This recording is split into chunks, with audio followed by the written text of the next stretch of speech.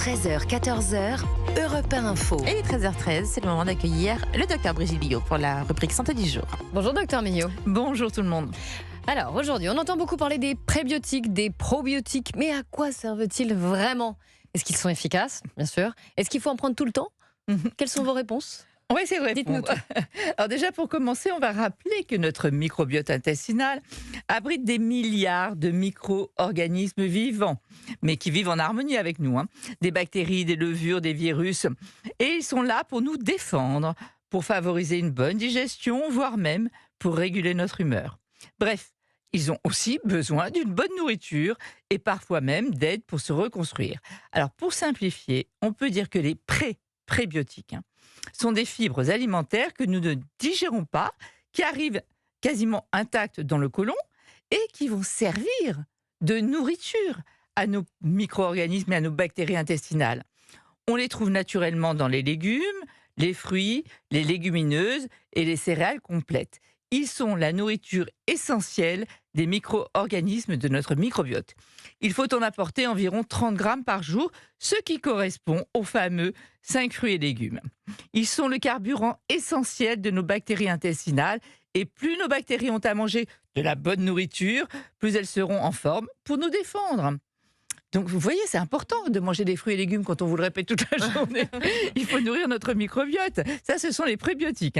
À l'inverse, si vous mangez trop gras, trop sucré, ultra transformé et que vous ne buvez pas trop d'alcool, les prébiotiques n'arriveront plus à faire correctement leur boulot. Alors maintenant, on en arrive aux probiotiques. Donc les prébiotiques, c'est la nourriture des bactéries, ok ?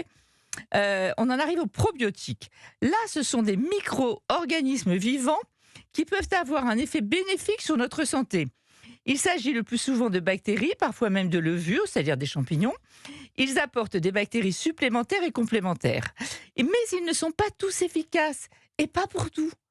Alors, leur efficacité, ça va dépendre de la souche de bactéries ou de levures, de la dose, de l'indication et de la durée de la prise.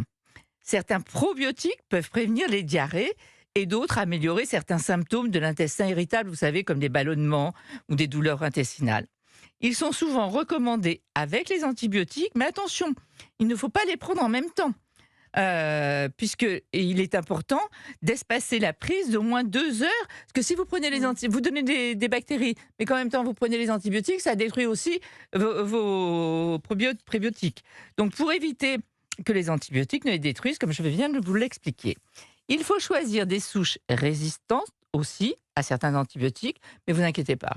Vous demandez à votre pharmacien, il vous conseillera. Merci, Enfin, il faut poursuivre la prise une quinzaine de jours après la fin du traitement afin de restaurer la flore intestinale. Quant aux aliments réputés riches en probiotiques comme les yaourts, kéfir, choucroute ou autres, il faudra en consommer des kilos pour avoir un effet santé palpable. Donc, prendre soin de ses intestins, ce n'est pas les nourrir de compléments, mais avoir une alimentation saine et variée. Et c'est mieux pour le portefeuille au passage. Voilà. Aussi.